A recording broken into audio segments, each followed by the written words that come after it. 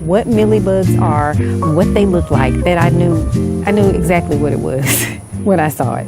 And I just ripped that vine out. I'm gonna put some salt on it because I like eating my watermelon with a little salt. If you're from the South, you understand.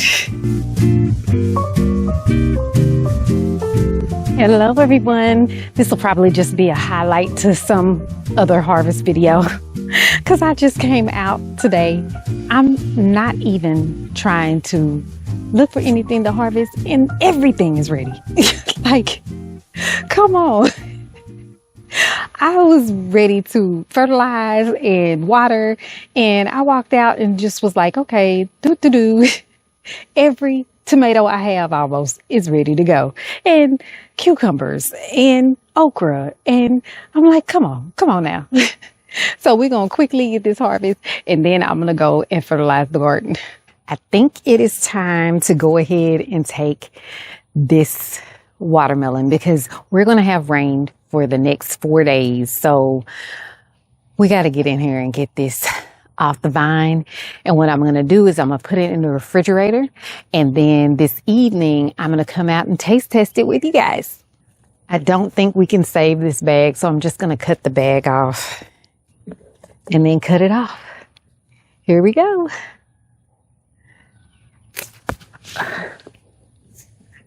That's my first crimson sweet, y'all. It's heavy. The tendril was brown, but it is not as big as I thought it was going to get. So we'll see.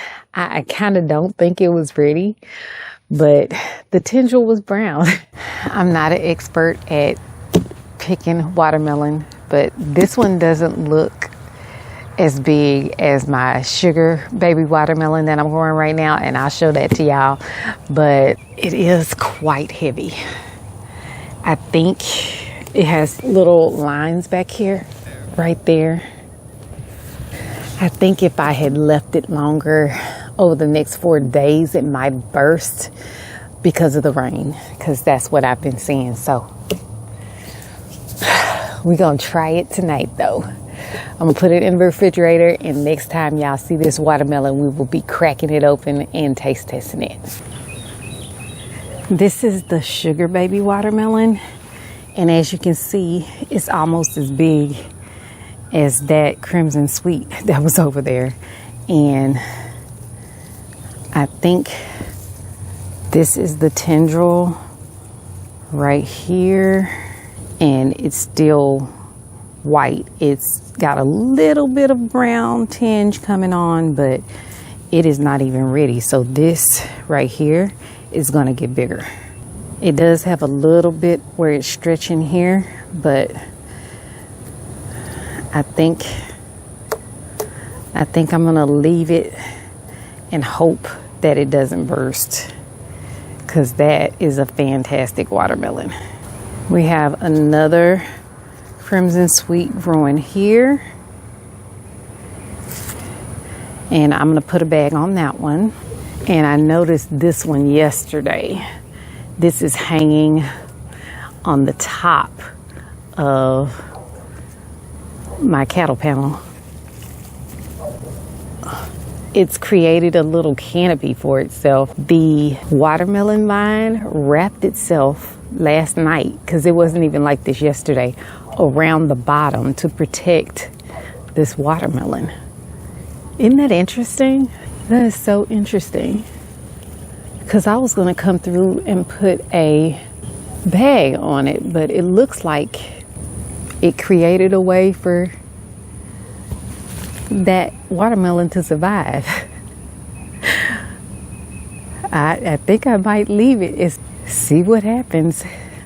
This plant here has been here since the beginning of the season, and so right now it is just giving us smaller and smaller cucumbers, and so I'm just taking them at whatever stage they are right now. I already have other cucumbers planted in the garden, so we're just going to let it peter out and continue to get the small cucumbers until sadly we have to pull the plant. You can see that it does have yellowing starting on the bottom, even though It's kind of a small straight 8. They still taste good. They're just tiny. Well, smaller than they were at the beginning. So I think the plant is starting to give out. I didn't turn the camera on, but I harvested these 2 off of the bait alpha as well. I am going to look over here because I believe in this jungle somewhere we have some tomatoes. This is a Amish paste tomato. I got a lot over here. I think this is going to be probably one of the bigger harvests that we've had. These are all Amish paste over here.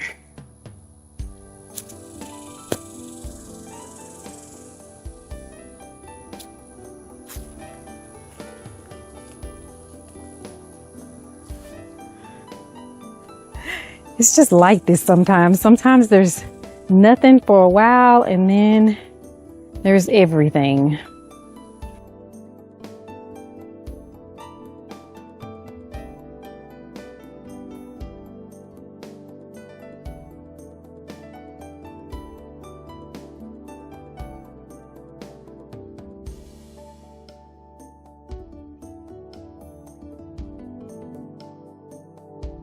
Because what I'm not doing is letting them ripen on the vine. I got too many pests to let stuff sit out here and maybe not be able to harvest it at all. We're gonna check on these jalapenos. I think I have some that are a different variety because these are like a bright green. And I'm just gonna take one that has a little bit of, you know what, maybe they're turning purple. Ooh, maybe this is a purple jalapeno. That would be interesting because the color that they're turning on the plant looks like they're turning purple from green. So I'm gonna see what it does. We got a lot coming on the plant in the corner, but none of them are ready yet. I'm just gonna pull a few off of the center plant only because they have been on the struggle bus. They are small. But I'd rather pull a few more right now than let them go ahead and get red. There was a couple. There was one I saw that had some little. There it is right there. Okay, took 3 jalapenos. I just saw a bell pepper and now I can't find it. It's hiding.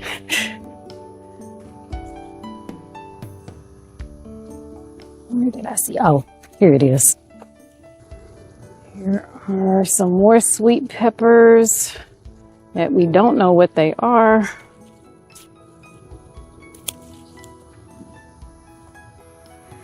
We're gonna go around to the other side and I'm gonna see if I can see anything. We got 3 more bell peppers. All right, the last thing I'm gonna go get is, I think there was 1 okra that was ready. Wow.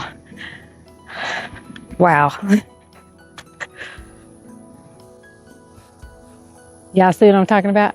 Every day. Every day on my okra, I'm finding this. And I just don't appreciate the insects. I don't appreciate them.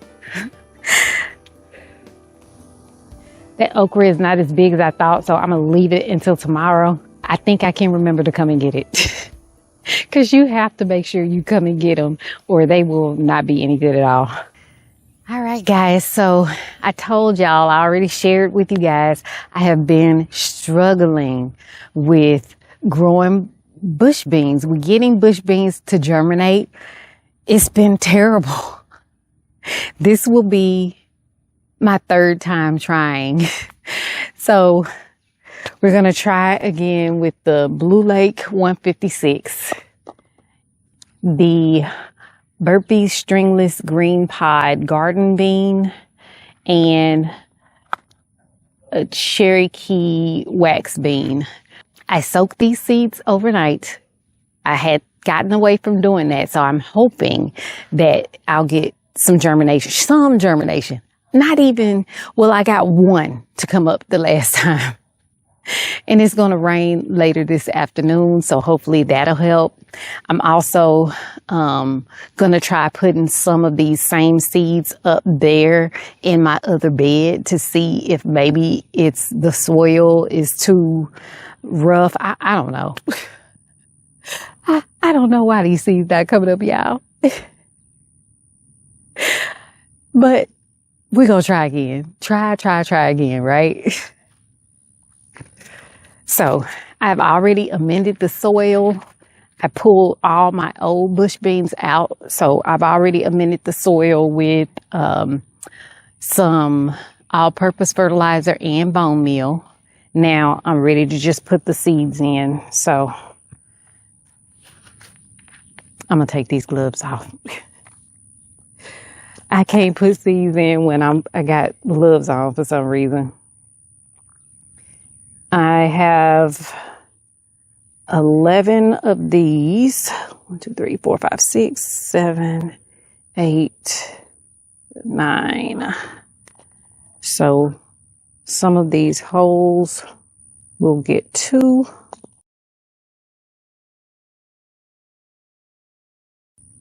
All of those are in. I didn't bring my labels down here with me, so I am going to put the seed packet on top and then come back and put my labels in a minute.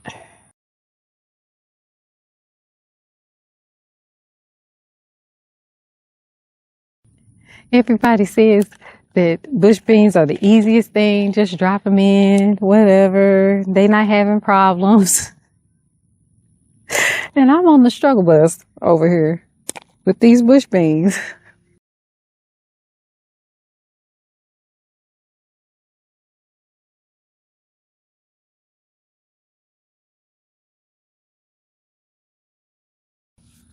Done. All right. We will see how this goes, y'all. I hope they come up this time. Y'all pray for these seeds. I'm praying for these seeds that they all germinate.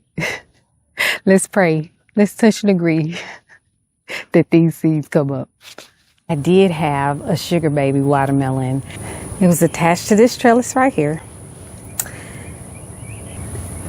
And what happened was it actually had mealybugs. And I know this because I've been watching Kay's in the Garden. And if you haven't watched where she's been talking about mealybugs and crypto bugs, go watch her channel. I'll put up the channel up here so that you'll be able, or down here, one or the other, so that you'll be able to go and watch her videos. But I was watching so many of the videos where she was describing what mealybugs are, what they look like, that I knew exactly what it was when I saw it.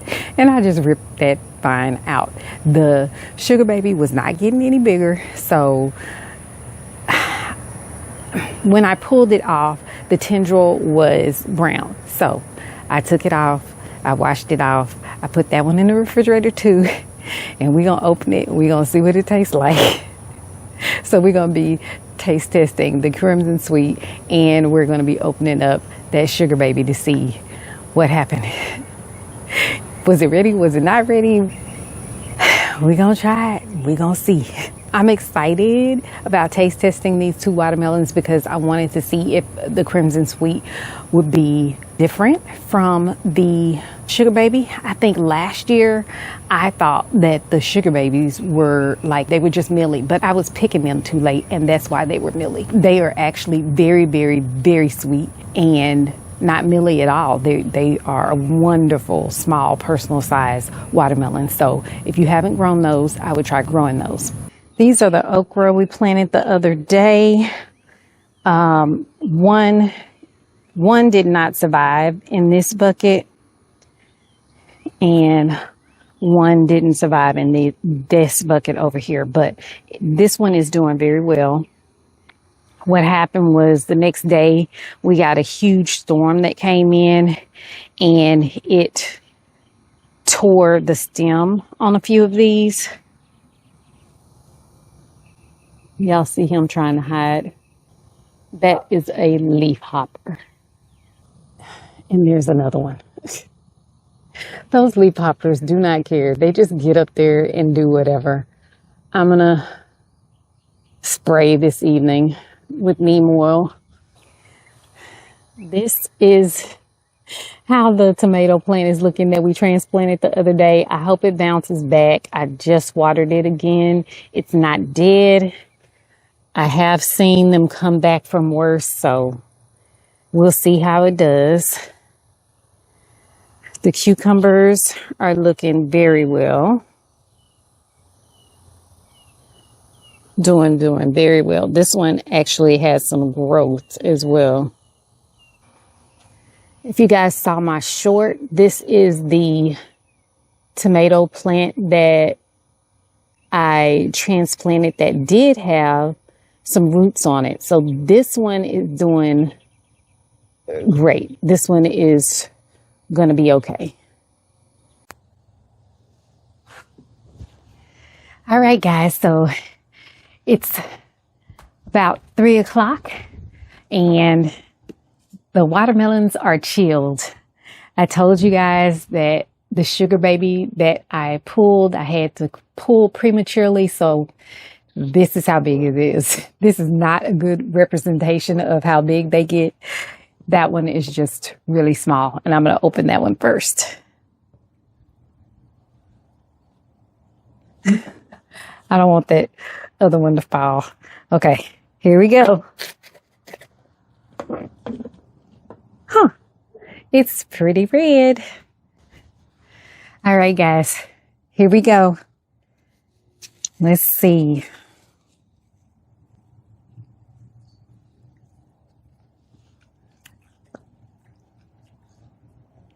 It's very sweet, very sweet. The millibug got the vine, but this one fruit that we got off of it is good and very juicy. Okay. Let's see how the crimson sweet tastes.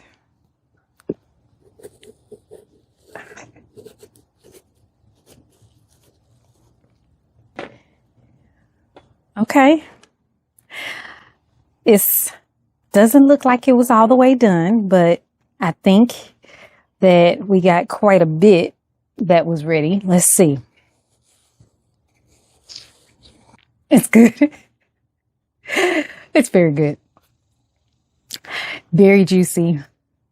Not overripe at all. And very sweet. So we have 3, because I've already harvested one already. So far this season, we've had 3 good watermelons.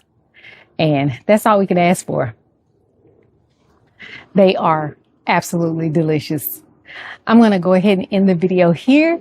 Thanks for hanging out with me while I was taste testing my watermelons and harvesting. I appreciate each and every one of you in all the ways you support the channel. Please like, subscribe, and hit the notification button so you'll be notified when I put out new videos. And as always, until I see you next time, may the good Lord take a liking to you.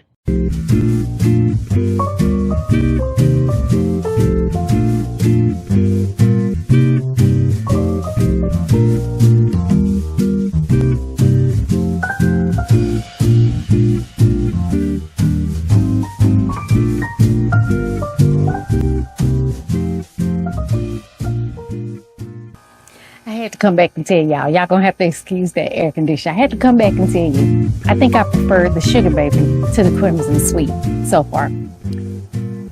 This, I had to go back to it.